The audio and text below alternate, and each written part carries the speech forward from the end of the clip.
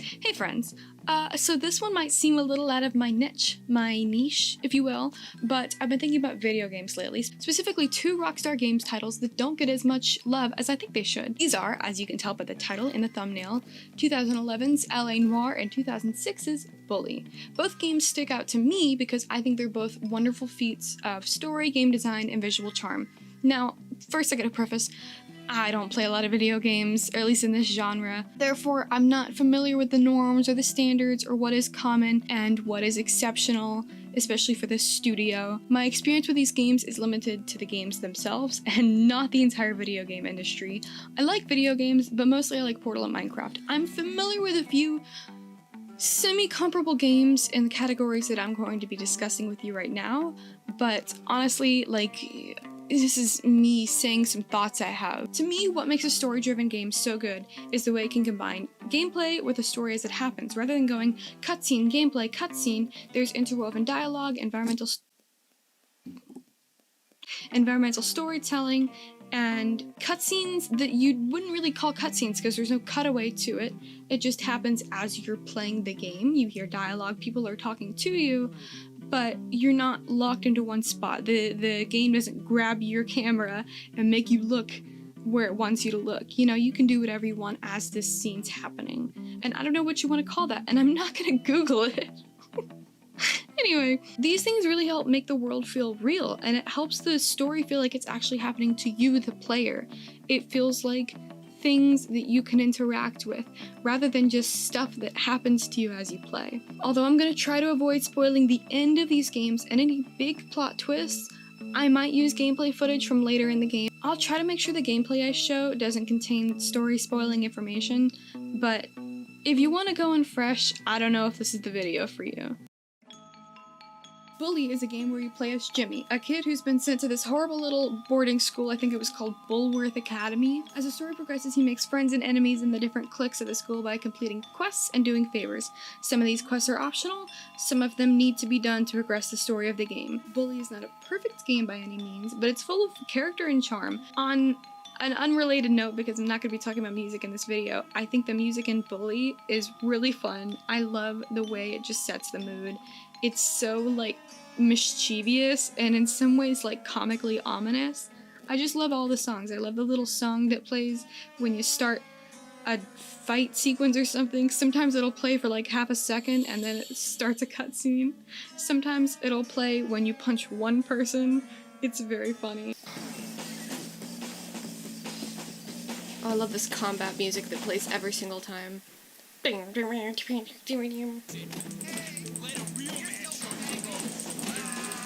Gameplay-wise, Bully is not a super ambitious game as far as I'm concerned. Most of the game involves hand-to-hand combat, which can escalate in complexity as you increase your skill level. I believe that's mostly done by attending gym class and going to the homeless man and giving him transistors. I don't know, they're parts for something that he's making. Racing, fetch quests, and assorted turret-style gameplay where the camera is locked into place while you shoot at various targets. And there's also a skateboard. This is pretty basic stuff, I think, at least for a Rockstar game, but it's combined with story beats and super fun visuals to keep everything pretty fun and engaging, with an open world that I absolutely love to watch someone else play. When I first started writing this script, I realized I should probably try to play Bully all the way through at least once before recording this, but to tell you the truth, I'm just bad at it. That doesn't mean the game is bad, it means it wasn't designed specifically with me in mind, but that's okay, because I was literally 4 at the time. They couldn't have known. If they had known, I'm sure they would have thought of me. What makes it so hard for me to play is the fact that it feels like I'm breaking rules by doing anything but going to my classes and going to bed at 11 p.m. exactly, like a good little student. I'm aware that's literally what happens in a school, but I don't like when games punish me for playing the game. But I'm sure it's fun for other people. I don't really like stealth gameplay, I think. And that's okay, because games don't have to be made for everybody in mind. They can be made for people who like specific types of games. That's alright. I'm just telling you why I didn't really finish the game before recording this. I know enough, alright? I've played it. Here's some footage. Alright. Let's break into it and steal something. That'll teach you. think that's a good idea, Gary. Ultimately, I really like that you can choose how you spend your time. If you want to do stealth stuff, do weird missions at night, you know? You can skip class and run around trying to avoid the prefects, or you can be a good boy and go to class, or you can train with the homeless man. Whatever you want. It's up to Jimmy. I mean you.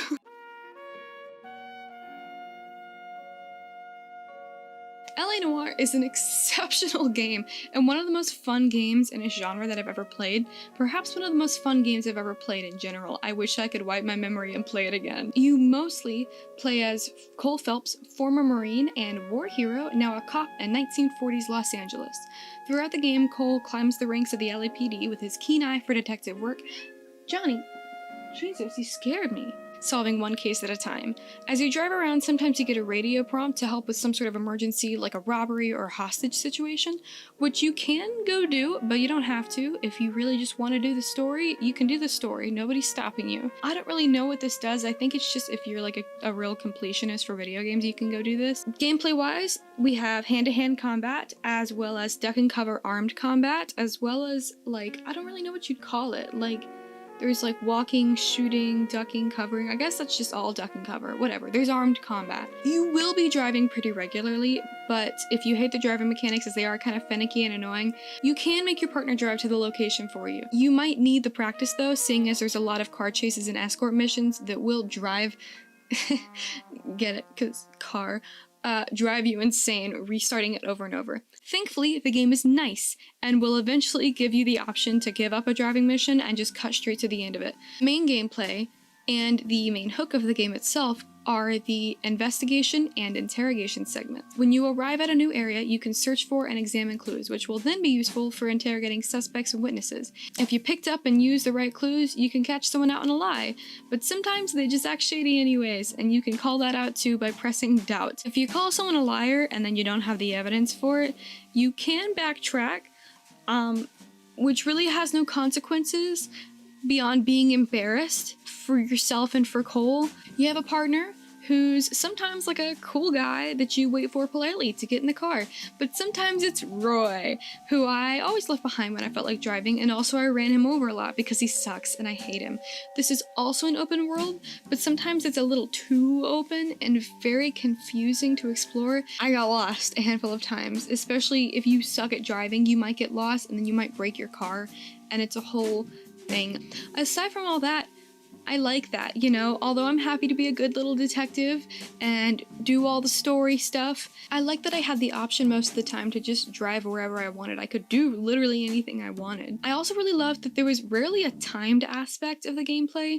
You can usually just stand in one place and stare at one thing however long you want, and your partner might say, "Come on, Phelps, we don't have all day," but the truth is, you definitely do have all day. I personally really hate timed missions, so I felt pretty safe to go at my own pace and just wander around crime scenes until I had an idea of what I needed to do. I really like that the game is just, it's nice to you. It really just lets you meander, it lets you just stare at things. Most of the time, you could stand wherever you wanted at all times and do whatever you want.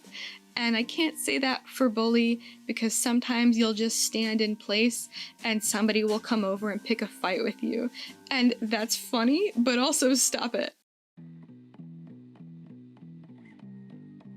There's really no good explanation for why I was wearing 2 sweaters just then, but I'm not anymore, so I think you should get over it. I don't usually play a lot of video games where there's cutscenes and character models that are designed to look like realistic humans, and I haven't played GTA. I'm a Simpsons hit-and-run girly, but these games constantly stuck out to me because of how human and lifelike their characters were, both in really well-written characterization for your main characters and every single NPC you ran across, and in the actual acting and movement of each character. As far as I could tell, both games employ some form of motion capture to create these lifelike animations, but I wouldn't say they're uncanny and creepy like a lot of other mocap can be. No! No. Tom Hanks is not allowed on my channel. I'm in the interlude corner now. So, fun fact, I actually didn't research the motion capture thing until it occurred to me that I could probably add a quick section to the script about it. I could just tell by the cutscenes that it was mocap because it has that like distinct look to it that hand animation can't really achieve by itself. That's not to say hand animation is bad, it just doesn't look like mocap. I don't really think it'll ever look like mocap, but you can prove me wrong in like 40 years, James Cameron, if you'd like to. Anyway, I firmly believe that mocap is something that should be reserved for video games. It is so pointless in movies and TV shows. Either you're live action or you're animated. You can't be both. Also, I don't care about Avatar. Those movies may as well stop existing because it's ruining the SEO for actually good titles. No, not you. Anyways, the mocap of Bully and LA Noire both look really great in their own ways. Obviously, LA Noire was meant to capture the facial expressions so that you could read people and tell when they were lying. But for Bully, I believe it was just a standard thing for Rockstar. I wasn't able to find good footage of behind-the-scenes motion capture for this game, but I am playing on screen some footage from around the same time. I believe this was uploaded in 2007. This was for GTA Vice City, which I think is more or less similar when it comes to the animation, so, you know, good enough placeholder. The facial animation isn't there like with LA Noire, but there's already so much character to the body movement that you can tell that they were onto something with this. You know, the people move like real humans, and in some ways I think that's what makes me feel empathy for them. They're not expendable video game characters, they're real people. Why would I want to kill them? That's why. Bully is like 17 years old, so the models are chunky and goofy and like low res, and the textures are like stretched over them in a really funny way, but they're also stylized in a way that I find really timeless and lovable. Even though their faces aren't that pretty, and they have this sort of perpetual blank stare to them, the voice acting and body movements can bring them completely to life. No matter how pretty and detailed a character model is, if the voice acting doesn't really match the expression and movement, it's gonna be disjointed. A good example to me is Plague Tale, and I'm gonna use some footage from Innocence here. This game is beautiful. The characters are so detailed and the environments are wonderful, but I have not once seen a cutscene from this game that doesn't feel like a foreign film that's been dubbed in English. My dear, I really wish I had the time to listen to your adventures, but... We haven't seen each other much. Mummy will be back soon. Move! Come on!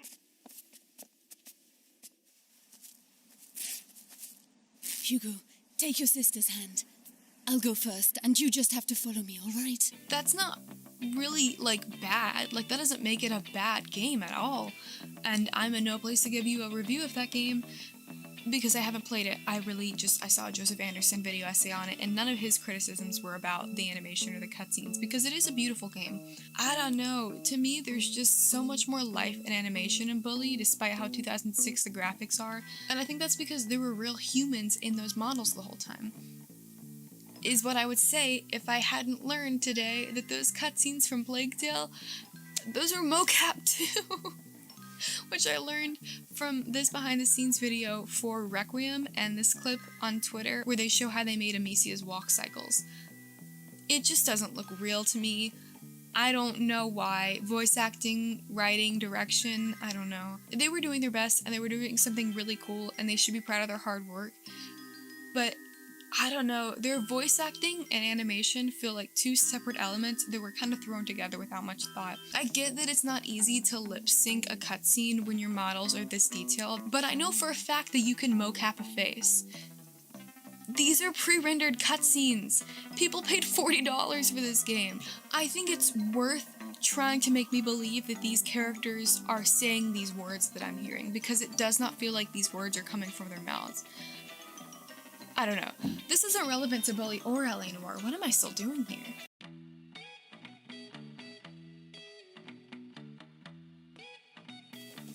Sorry about that. Where was I? Jimmy is a character that reminds me a lot of Shrek. The way he kind of gives off the vibe like he doesn't care, while probably caring a little bit, and will make rational and reasonable decisions most of the time.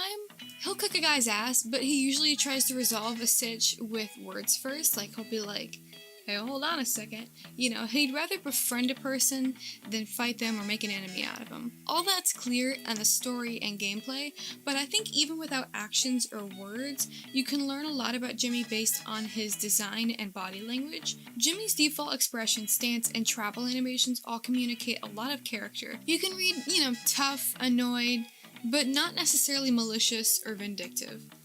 And that combined with a really great voice performance. Boy, I'm just trying to fit in. by fighting? By making a nuisance of yourself? That is not the Bulworth way, boy. Yeah, you could have fooled me. What? I said you could have fooled me. This place is full of bullies and maniacs. Creates this guy you root for even when he does kind of mean things. Some of those things are because you, the player, made that choice, or because it was part of his character arc. Aside from Jimmy, I just want to mention how much Gary is a very entertaining little psychopath. His voice acting is always so insane, like he sounds like he rehearsed all this last night in the mirror. I've been expelled from anywhere halfway decent because I'm really bad. Give up the tough guy act, pal. Hey man, what's your problem? Well, ADD primarily, but also life, my parents, this school, Western civilization, but really, honestly, enough about me. Oh, I see you've met the dorm's mascot. Ladies and gentlemen, I give you Femboy, the girliest boy in school. Petey, haven't you got some imaginary friends to go annoy? Why don't you leave me alone, Gary? Look at you. Leave me alone, Gary. I'm really self-important now that I finally hit puberty. What's your problem? I'm just being nice to the new kid as he passes through Bulworth on his inevitable journey to prison. He's always got this like anxious rage behind his voice and his movements. His idle animations are always like this like anxious looking back and forth kind of, I don't know how to explain it. It's this very like unnerving little guy. It's like he's holding back because he knows that letting loose his real thoughts and intentions will probably get his ass kicked. Or maybe it's because of that time I accidentally punched him while I was trying to get a drink from the vending machine. Alright, hey Gary. Gally. Oh shit, sorry, I didn't mean to. He probably deserved that. Oh no, I'm not trying. Ah! Gary, stop it, Gary, I thought we were friends. No. No. So much of the game is built on characterization, to the point where a lot of the stuff you know about other characters feels more implied than outright said. Unless it's like a deliberate quest prompt, like, I think my girlfriend's cheating on me, go take pictures for me and find out. Even then we get to know about them based on the way they say it, how they approach Jimmy, their body language as the cutscene plays. It not only makes these quests feel like a natural thing for Jimmy to want to do, but it also gives the player a reason to believe it matters, to care themselves and to want to do the mission. These subtle movements are hard to hand animate in a realistic way, so I think the mocap really lends itself to movements that feel weighty and real and human. Noire came out 5 years later, obviously looking a little bit better. Still not perfect, but there's so much life here too. This is especially important because there's an entire game mechanic where you're meant to read a character's expression and try to detect deception, which is probably why the faces are so detailed. In general, Noire's facial animation really helps sell that these are real people. I was fully immersed in the story to the point where I was genuinely angry with some of the more egregious criminals. We're taking you in. Phelps! Roy Earl, advice. Hold on a moment. This is clearly a vice case. You've been roughing up my informant? Hopgood is a vice informer? Yes, he is, Phelps, and a very important one. Look at that mug. Have you been upsetting these two officers, Marlon? So we just drop it? You do if you know what's good for you. You need to... But that's also because, like, I knew people were like that and are like that in real life. We're not gonna get to it. Cole is a little different because information about him is revealed over the course of the game and story, so it's hard for me to tell you too much about him as a person without spoiling the game. But what I can tell you is that he's complicated. He's not perfect, he doesn't make the best possible decision every time, but he's not evil. He doesn't want to hurt people, he isn't vindictive. In fact, I'd say he's a good man, despite feeling kind of morally gray sometimes. Cole often finds himself in circumstances where there is no clear right or wrong choice, and he's gotta make that choice fast. Sometimes there is a clear right or wrong choice, and sometimes he makes the wrong one anyways. There's not much we can do about that. I don't think we can read all that in his design or his stance, really, but I do think we can read a tortured kindness in his expression. He always looks like he's thinking, concentrated, perhaps unsure, but strong enough to stick to his guns once he's decided on it. What makes both of these protagonists so great is that they feel like the same guy in their respective gameplay and cutscenes. Even if I'm playing as Cole Phelps, guy who accidentally stole the hearse because I thought it was my car and it wasn't, or Jimmy, the hypothetical guy who spent a little too long trying to figure out how to stay on a branch facing one direction and shoot a slingshot the way the game wanted me to. I feel like those two guys don't turn into completely different people when the cutscenes start. I think even if you're not good with the controls, the animations that happen as the characters move one way or another feels kind of natural, to the point where you can kind of believe that this Jimmy that you're playing as is probably the same little tough guy who doesn't really know why Gary's being so weird in the cutscenes. You know what I mean?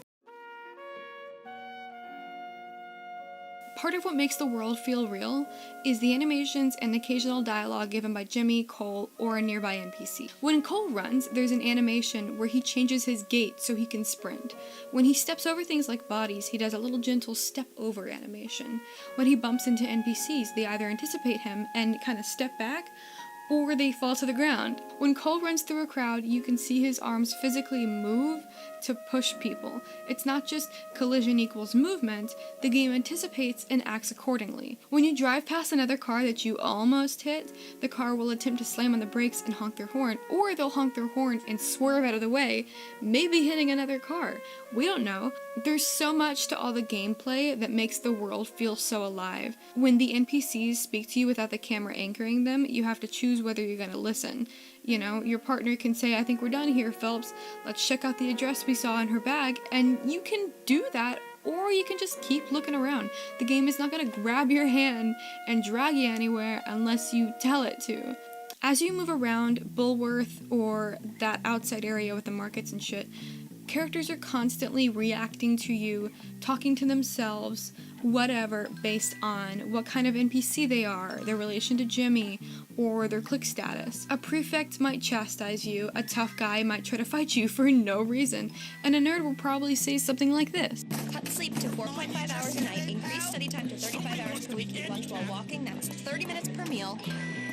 After Jimmy, not me, I didn't ask to do this, I thought this was awkward looking, kissed this nerd girl. Every time I was near her, she'd say something. I have to go call my mom. Bye. Are you asking me on a date? I really don't like where the school is heading. I really like that all the NPCs are saying something all the time. I can really hurt you. You're a bad person.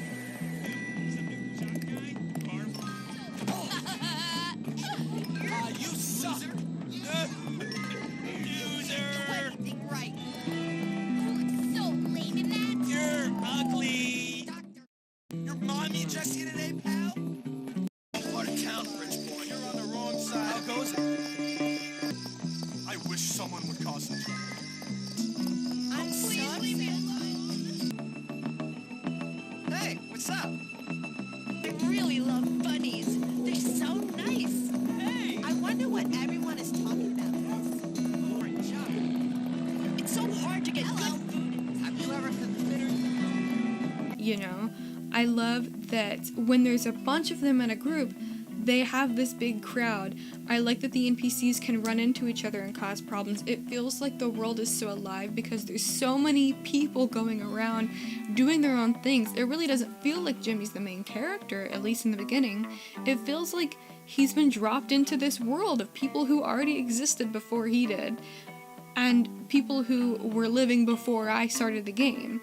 And I really like that, because I think that in a world like this, in a game like this, I like to feel like the world didn't just start the second I clicked new game. The same goes for LA Noire. There are NPCs that talk to, but that's not quite as important in LA Noire, so it's not really something I focused on. I like the way the characters change around you as you progress. I think, I'm not sure exactly, so don't quote me on this, I think when Jimmy gets like different points with different clicks, they're nicer to him, but I can't be sure. But I don't like that I cannot stand still almost anywhere in this game without some guy trying to kick my ass for no reason. What the hell? Dude. I'm just trying to get a soda pop. In conclusion, I'm adding this Gamer Girl badge to my channel banner. Goodbye.